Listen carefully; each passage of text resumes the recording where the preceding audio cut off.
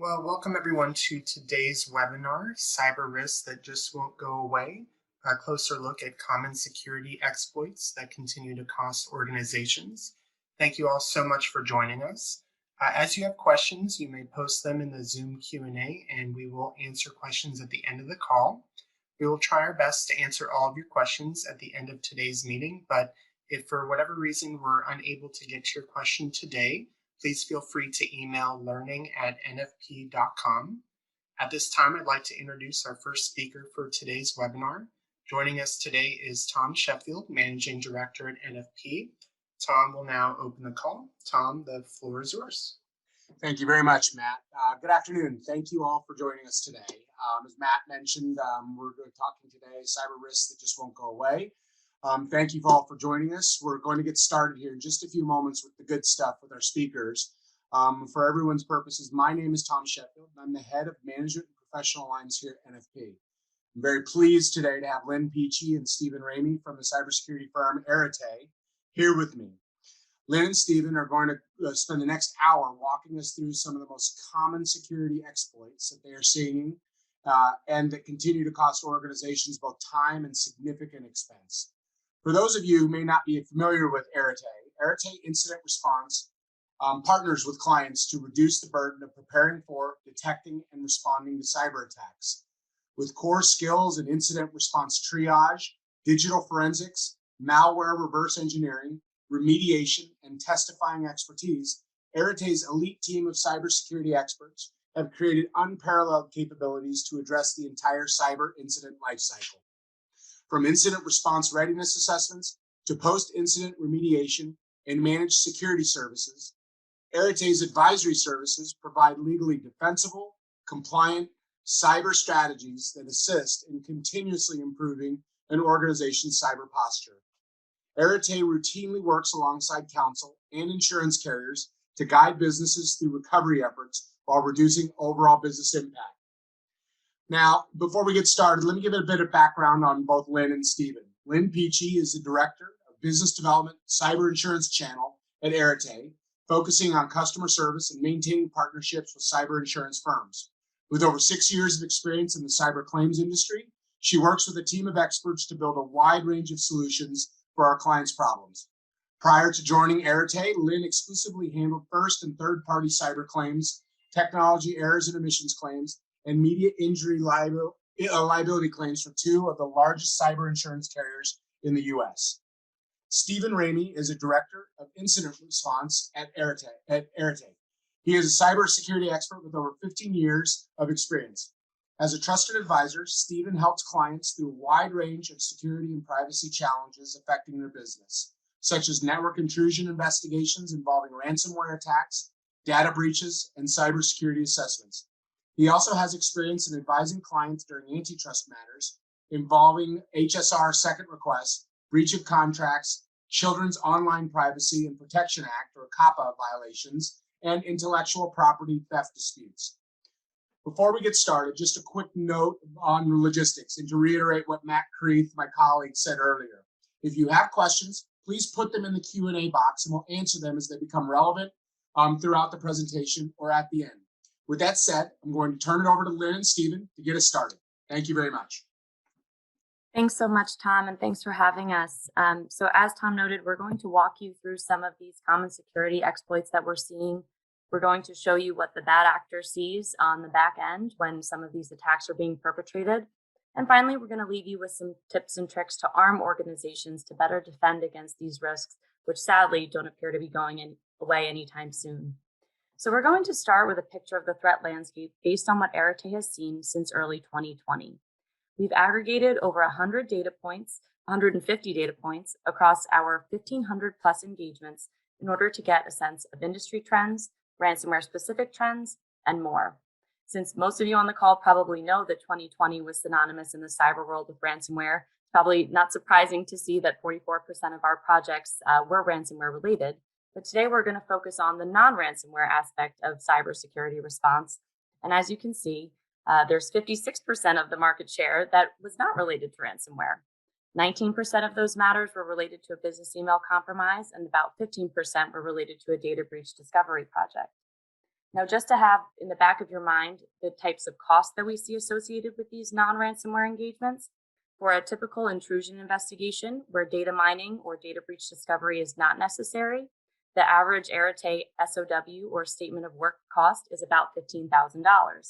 When we bring data mining into the equation, for example, in the business email compromise context, we're looking at costs of about $49,000 per statement of work.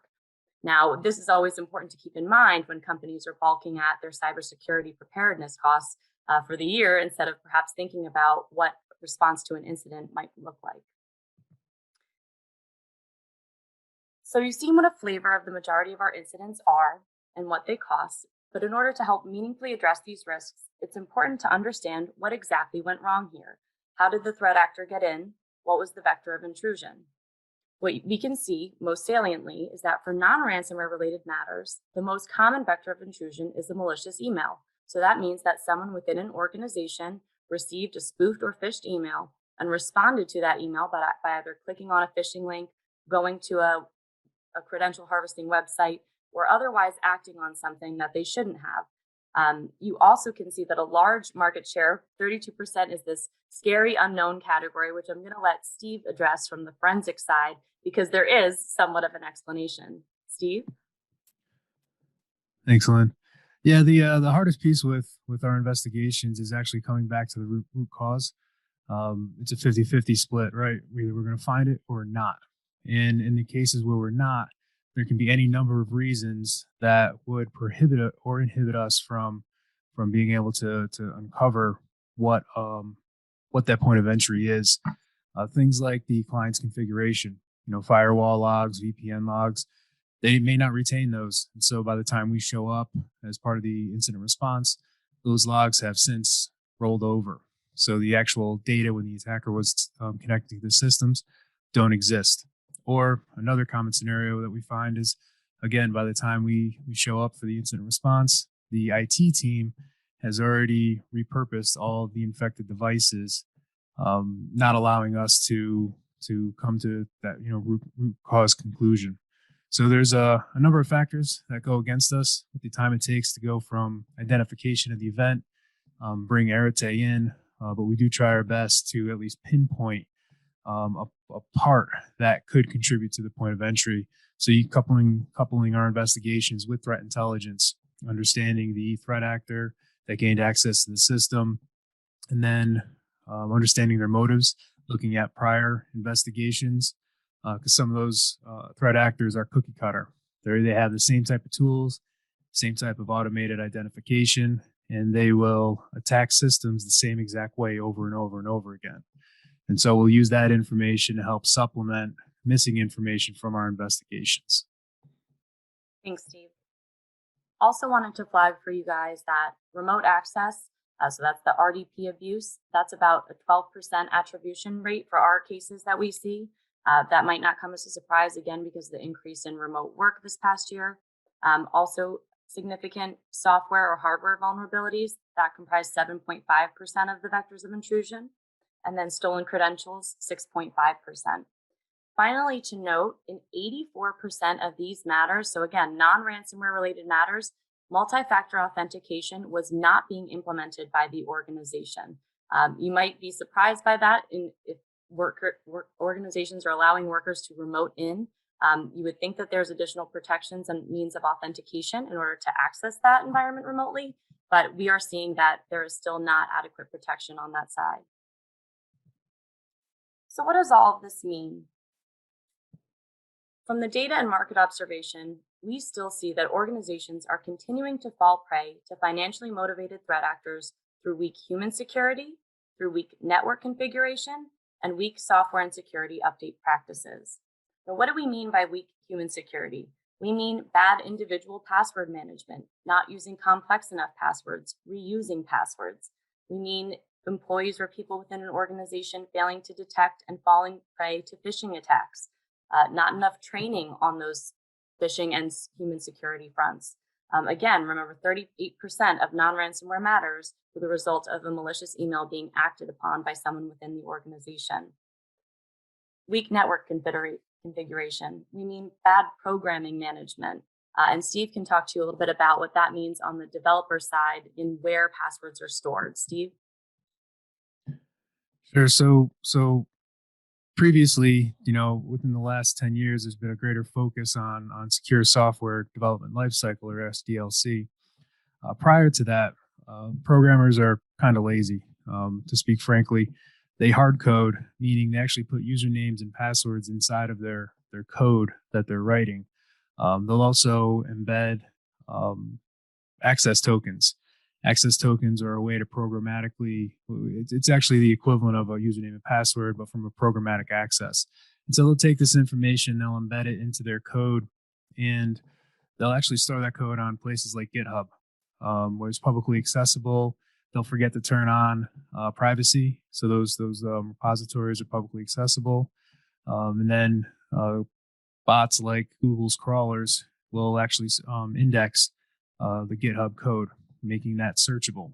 So now you can search for API tokens, username and passwords, all stored within code. So that's the old way to do things. Now GitHub has added a lot of security features. I'm kind of picking on that repository, but they've added a lot of security features because this is a common problem. And so now there's a lot of more focus at the collegiate level to teach young programmers about security up front. So as they progress through their careers, they're not having to learn something new 5 or 10 years into their career, whereas they're learning it from the basics and foundations. And so that secure development lifecycle is basically one, securing your source code so that inadvertent access, unauthorized access occurs minimally. And the second is protecting credentials. So when programs use multiple systems to communicate and to share information, those credentials to access all those systems are maintained in a vault, and the programmers check that information out. They have a specific set for production to use, and so they're not using the same username and password for development as well as production. And then the third piece here is the actual development and the recycling of these tokens. A lot of programmers don't put a lot of onus on or efforts into preventing access to these tokens. And so should the tokens have fallen victim to theft, the programmers don't allow for the recycling or the resetting of these keys easily. So those are three major ways that the SDLC will help programming to take better shape and form. There's a number of other areas. SDLC, Secure Development Lifecycle, is actually its own practice in itself, similar to Agile and to a couple of those other project management features, specifically for programming. So anyone that has a programming team, an IT team that develops in-house applications, making sure that they're using that type of development lifecycle from a security standpoint is crucial. Thanks, Steve. And what's scary is that's just one piece of the network configuration problem, right? Is this bad programming management concept. We still have the aspect of backups of your systems being connected to the network, not being segregated, not having offline backups, having weak authentication processes for remote access to an organization's environment. So that's just all in that network configuration bucket. Finally, the weak software and security update practices. That's failing to apply timely patches, staying current on software and threat monitoring tool updates, offensively hunting threats instead of constantly playing cybersecurity defense. All right, so here we are. It's time for Steve to let you all in on what the attacker sees and how these weaknesses in organizations are allowing exposure to persistent attacks from these threat actors. And again, organizations need to dedicate time and money to these resources in order to prevent these attacks from happening, but they certainly have the constraints of not having the budgets, these shoestring budgets, to try to get by on the bare minimum needs of cybersecurity. So Steve, can you take us through the hacker's eye view? Absolutely. So we know terms like phishing emails. We know terms like RDP, brute force. But what we don't really hear about are 0 days, We don't really hear about watering hole attacks. We don't really hear about credential stuffing or drive-by downloads.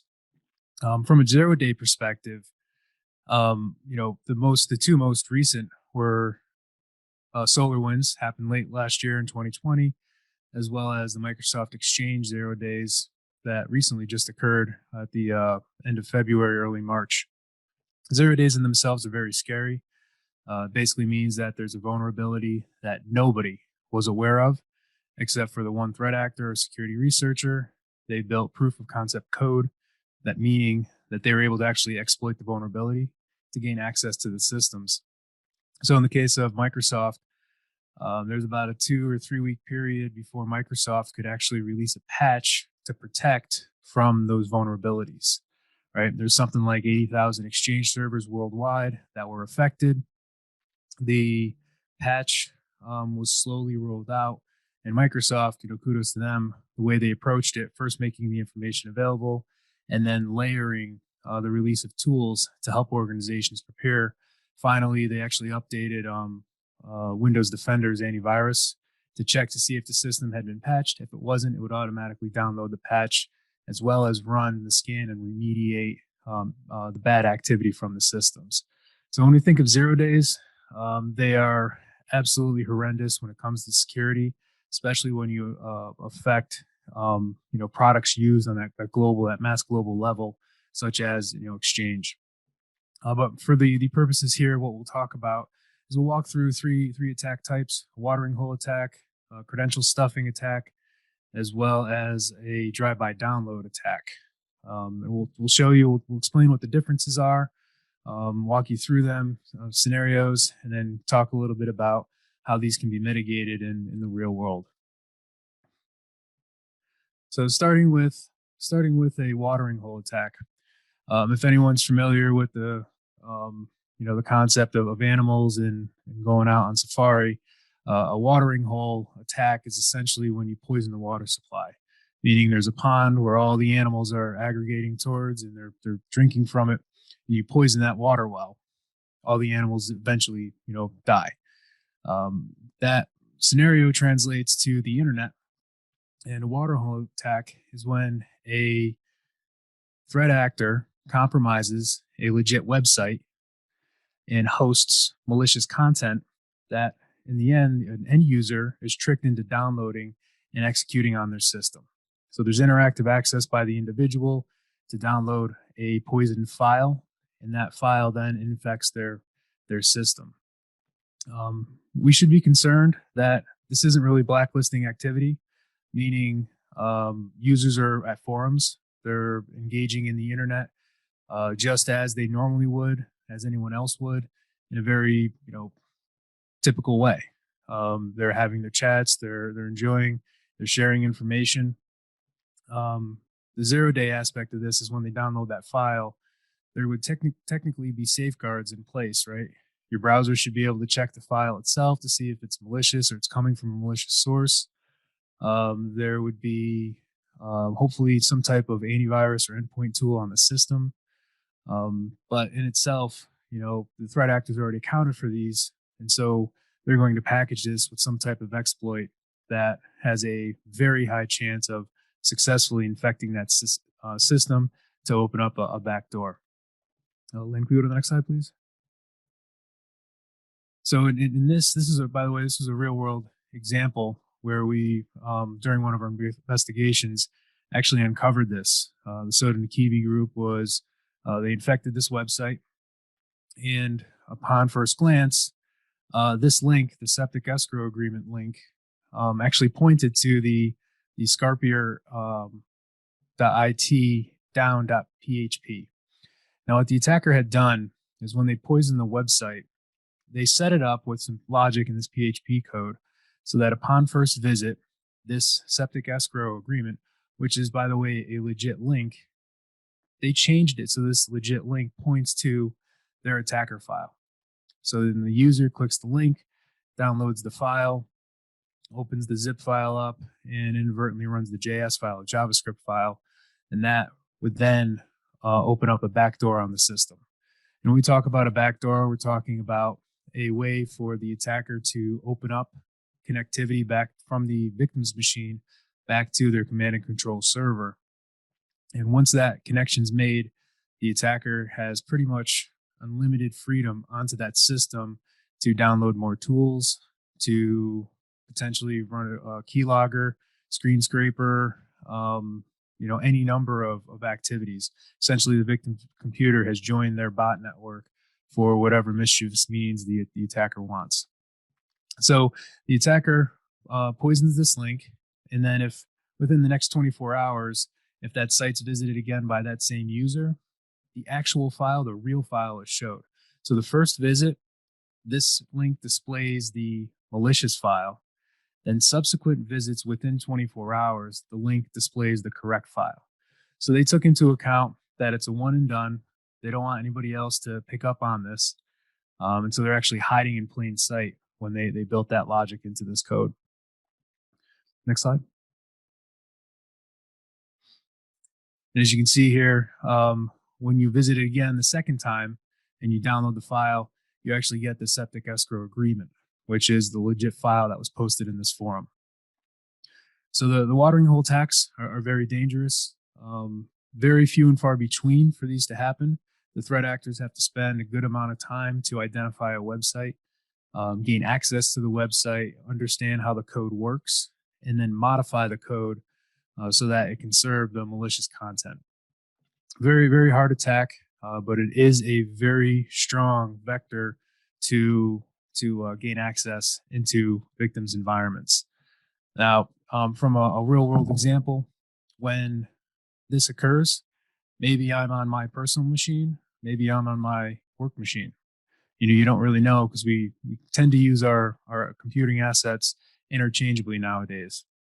Well, if it goes on to a personal machine, from there they can run all sorts of tools to gain persistence, scan your own internal network. If you use your personal machine to access work files, there's another way for them to be able to get into your corporate networks. Same thing when you use this when you visit the site from your work machine. Once you connect to once you connect to your VPN with your multi-factor authentication, and this backdoor opens up on your computer, the threat actor, since you've already authenticated, that threat actor has access into the VPN, into your network resources. So very powerful style attack, very difficult to set up and execute. Nonetheless, we've seen it be very successful as point of entry for a good majority of our matters. Next slide. Now, credential stuffing.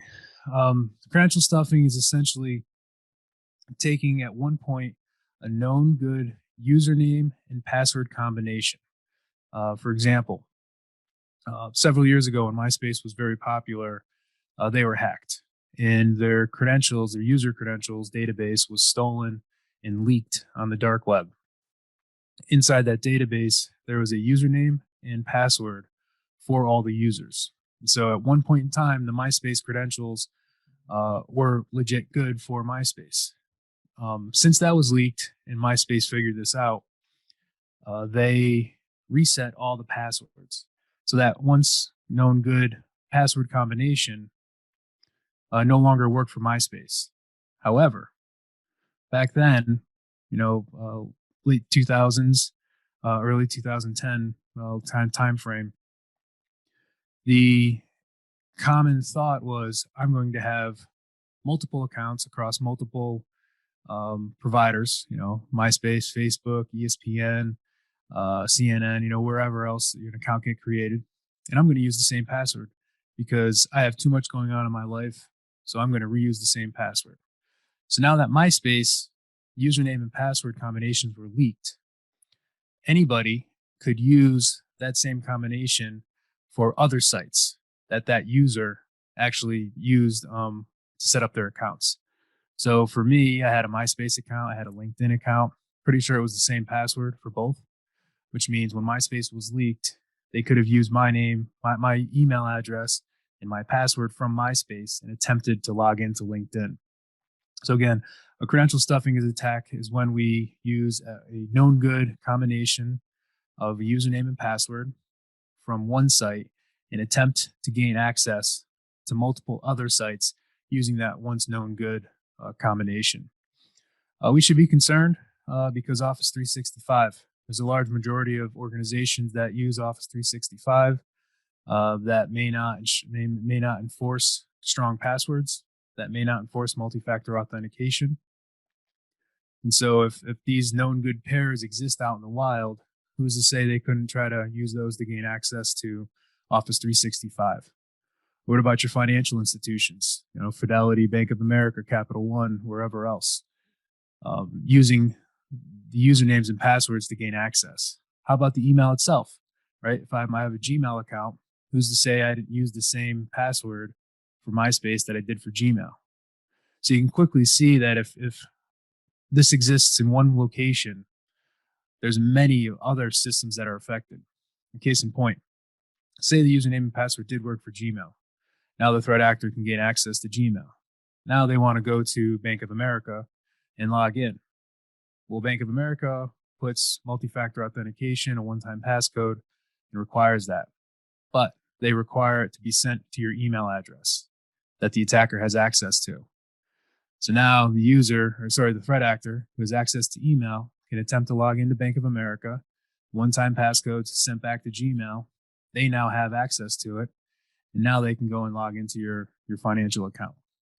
So credential stuffing attacks are very difficult to, are easy to protect against with multi-factor authentication, with end user awareness training, but they're difficult to prevent if users themselves don't take adequate precautions and preparations to not reuse passwords across multiple accounts. Next slide. So this is a site that aggregates usernames and passwords from stolen information. So they essentially, when these MySpace, when LinkedIn, they were all hacked. This website actually aggregates. They search dark web for these data dumps, and they aggregate and turn it into a searchable medium. Very popular service is called Have I Been Pwned? Exact same thing, except Dehashed has a membership where for a small annual fee, you actually get clear text password. So Dehashed, well-known site, makes it very simple for credential stuffing attacks to occur. Here on the screen, as you're looking on the right side, there's a little black box that pops up and covers. Hovering over one of those data wells being, a hack site. This actually gives you what information is found within that information. And so here we have examples for dates of birth, email, addresses, genders, geographic information, their race, the sexual status. So this is probably from Adult Friend Finder. Adult Friend Finder's data breach. So there's some pretty sensitive information that was found within the Adult Friend Finder breach that Dehashed makes it very easy to search and pull information back. The next slide. Another example from the Android forums database, dates of birth, addresses. Another interesting idea is here is a homepage URL, instant messenger, identity, and then passwords. So Dehashed aggregates, tens of thousands of these data breaches, specifically geared toward credentialed access, and they host it so anyone can search. You can literally put in a keyword, and whatever that keyword hits on, results are returned. And so if you wanted to build a profile for an individual, maybe an organization, you have the ability to programmatically access Dehashed through their API and extract information from there so that whatever you wanted to do, however you wanted to slice and dice this information, you could prepare information that way. Next slide. So with this, just a quick demonstration here, as I mentioned, I exist in a lot of these data breaches. And so for my old information from years ago, putting my email address in there, you can quickly see that several repositories hit, one of which is exploit.in. Exploit.in happens to be a very popular hacking forum. They were hacked themselves, which is ironic. And my information is stored on Dehashed. And so here you actually have my email address and at one point in time, a known good password to access my exploit.in account. Another fun fact, if you were to search across all of my hits, you'd actually see for multiple sites, I use this Yankees one password quite often. So way back when, I wasn't very serious about passwords. Now I'm a lot more serious. I use Password Manager, especially after knowing that there are sites that aggregate all of this information and make it easily searchable. Next slide. All right, so up to this point, we've covered a watering hole attack. We've covered credential stuffing attacks. Now we'll talk a little bit about a drive-by download. A drive-by download is very similar to a watering hole attack, where a threat actor has to identify and compromise a website. But the difference is a drive-by download is seamless to the end user. So in the first example, the watering hole, the user had to interact with the file. With a drive-by download, they don't need to do so much with interacting of the file. It all happens seamlessly on the back end, all through the way the web browser connects to the website, downloads specific files, and then auto executes them to render the web page that you're viewing. So from a drive-by download standpoint, again, the threat actor gains access to the website and compromises it, uses the website to host malicious files. And then most notably, these files are JavaScript or some variation of Java. So when the browser renders it, it actually runs, the browser runs, most likely unknowingly or through 0-day, it runs that malicious code, which then creates a backdoor, downloads additional payloads, or talks back to the command and control server where the threat actor can interact with the end user system. Next slide. So we have the attacker over here on the left side of the screen. They infect a known good website, and the website hosts both the regular web content as well as the payload. The payload being the exploit that will eventually open up the backdoor to the command and control server. And so when the user unknowingly visits that website, a payload is actually downloaded and automatically executed, which then opens the remote access for the hacker to wreak their havoc. Next slide. So a quick example of what this would look like on the top left of the screen before the hacker gains access to the website. You'd see, just your typical web code. This is the known good location information of how the website should be seen. When the hacker gains access, moving to the right, when the hacker gains access, they embed their own code. And so if you look, it says, brackets, exclamation point, but the user won't see this .jar file being installed. That is the trick, because that's basically applet code that's going to run payload.jar once the web browser downloads the content and then renders the page. It'll run that payload.jar unknowingly to the user. You'll see as part of the web cache, you might see a .java or .class file that was downloaded and executed. But the interesting aspect, the fourth screen on the bottom left, is that nothing as on the face of the web page would indicate that something had occurred in the background. So the drive-by download happens, very hard to detect, to prevent, and then when we do identify it as part of our attacks, we do work through law enforcement to notify the website owners for cleaning up their websites, so no additional victims can be created from the malicious code. Next slide.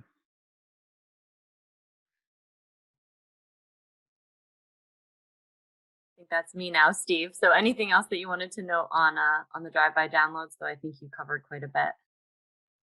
Yeah, no, fire hose over here. So any questions, feel free to to drop those in the Q&A box there, and I'll do my best to write some answers back to you.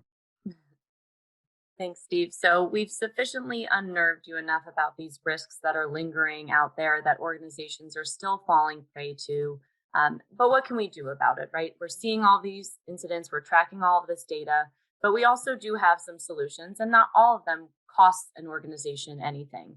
So we're going to start off with the 6 decrees of Kevin Baker. Kevin Baker is the head of post-incident response at Arete. And these 6 tenets are what he tells every organization, no matter their size or type. And they're helpful guidelines to sort of clean up your act, if you will. And the first one is to clean up your accounts. This means eliminate every account in your Windows domain that doesn't have a valid business purpose. This means both human identity machines and service machines, which are, virtual or computer-oriented account. Software on our servers use service accounts to perform a specific function, often with a high level of privilege. But stale accounts create unneeded risk and only increase the chances of an attacker succeeding with accessing your data. So if you don't understand why an account exists, either justify its existence or carefully remove it. The second piece of advice is to ditch unnecessary data. So along the lines of stale accounts, we want to make sure that there's no data lingering in our system that we don't need. We have to deem what is sensitive across both our corporate and cloud environments, and then make sure that that data is carefully protected. Next, we need to encourage the use of multi-factor authentication, which requires an employee or a user to provide 2 or more verification factors to gain access to an organization's application, online account, or VPN. And there's some examples of what you might see as a common second means of authentication: a PIN, a smartphone with a Duo or an application on it that provides a password management system, a biometric like a fingerprint or voice recognition. Oops, sorry, won't let me go back. All right. Fourth, we want to make cybersecurity everybody's responsibility. You can set a simple policy across your organization that every employee is responsible for protecting the data entrusted to the company. It might sound easier said than done, but allowing this to disseminate across your organization puts the onus on every person in the company to be more careful about what they're doing when they're working within the organization's environment. Number 5, and you've probably heard this a lot, and it might seem crazy that it keeps coming up, but it's because we still need to enforce it. Write an incident response plan, and not only write it, but practice it again and again and again. Finally, have a solid backup plan. In today's landscape, we have to expect to be attacked, and we need to prepare for it. We need to do that by backing up our data and keeping that data offline. And we need to make sure that we have a copy of every critical system that we do need should the worst happen, and we need to respond reflexively. Steve, do you want to join in and let us know what are some tips from sitting in the forensic hot seat and what people can do to better position themselves to be in a defensive position with their cybersecurity? I wish it was only a hot seat, but it's a raging inferno at the moment. Yeah, I mean, a lot of the attacks that we talked about, 0 days, specifically, the Microsoft Exchange one that was highlighted, the solar winds that happened late last year, and the drive-by download attacks, as well as the watering hole attacks. EDR software, enterprise detection and response software, can detect and mitigate a lot of those types of attacks. So when we think about EDR, Gartner actually has true EDR products in their own classification. So you're talking about SentinelOne, CrowdStrike, Carbon Black, Cylance, the main 4.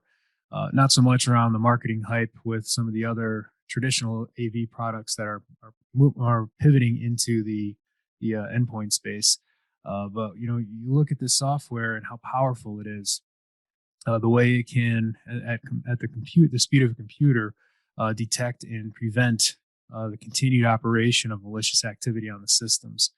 It's very good at very good at detecting and mitigating ransomware from occurring, as well as 0 days. So having that EDR deployed prior to this type of activity just normal activity that your users are going through, clients will be going through, is absolutely crucial. That's the number one recommendation we would make. Layer on top of that, some businesses that have small IT teams or even medium-sized IT teams, it's still always good to have a second set of eyes looking over your shoulder, engaging a security operations center to help with triage, clean up from environments, clean up the environment, just so that there's an actual line of defense while your IT team can continue to keep the lights on and your employees productive. Again, end user awareness training is absolutely mandatory. Conversations like the one we're having today, it gets the job done, but the repetitiveness. So making this part of the water cooler talk, putting flyers up around your virtual offices, having those emails come out, phishing, having coordinated phishing attacks against your employees to teach them it's not good to click links. That's absolutely mandatory.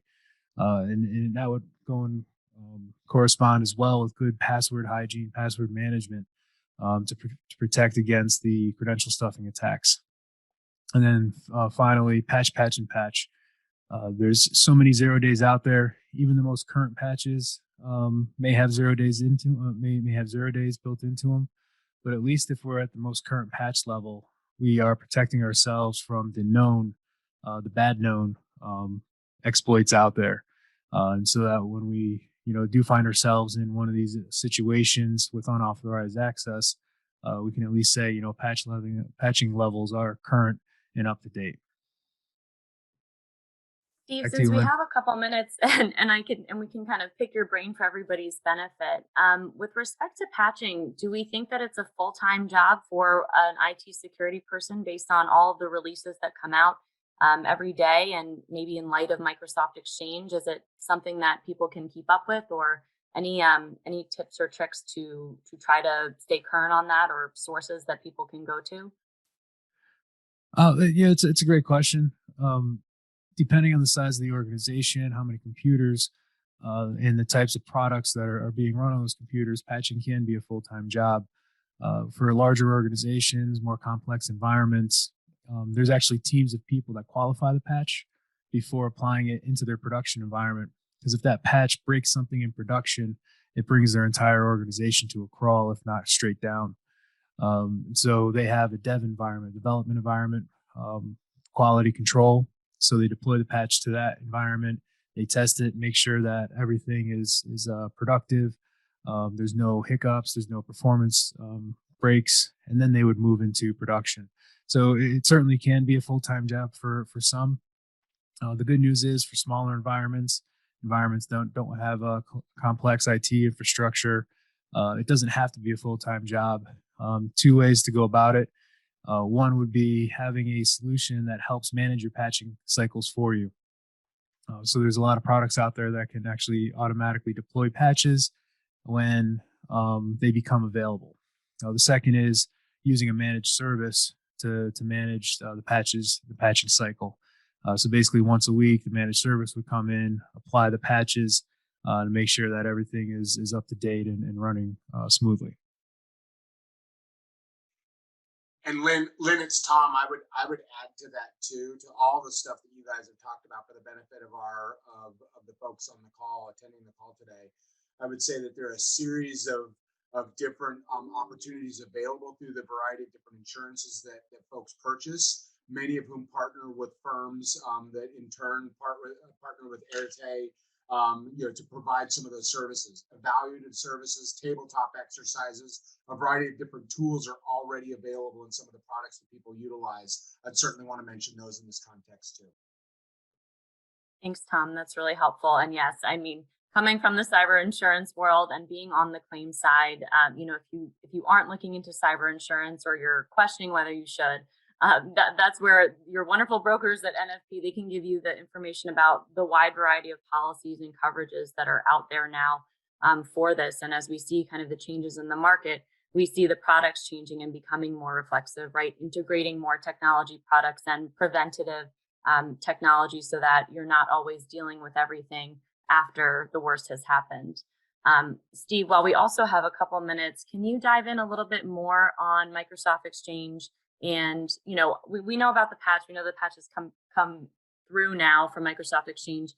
Is there any comment on how that's being implemented and any feedback if that is an easy fix or anything like that? Yeah, great question. From an exchange perspective, that uh, the way I understand organizations use it, it houses some pretty critical data. So patching it as quickly as possible, is mandatory. It's not even a recommendation. Just go and do it, because the way these patches work, the way the level of control that the attackers have over the system is absolutely scary.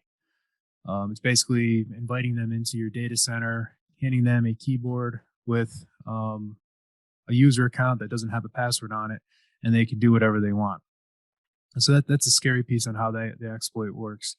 Um, Once you get the patch onto the system, certainly perform an investigation to see if there's any remnants of some type of attack. From our perspective, we've seen basically two phases of this. The first is that there was a reconnaissance activity, and it was limited to only reconnaissance activity, meaning the bad guy was looking for an exchange server. They found an exchange server. They tested to see if they had access, and then that the exploit worked, and they left it at that. But then there's this other half where companies were slow to respond and patch. We see not only larger activity on the exchange server itself, but we're also seeing ransomware. We're seeing crypto miners that are being installed on these exchange servers, all at the expense of being slow to patch. So again, organizations that were able to implement the patch within a few days, great. Once that proof of concept code became public, it severely diminished the chances for organizations to survive and have functioning email once that POC code was published. Proof of concept code, again, that was basically the keys to how to exploit the vulnerabilities in the correct order, and that in turn allowed a wider, more diverse group of threat actors to gain access to the exchange servers.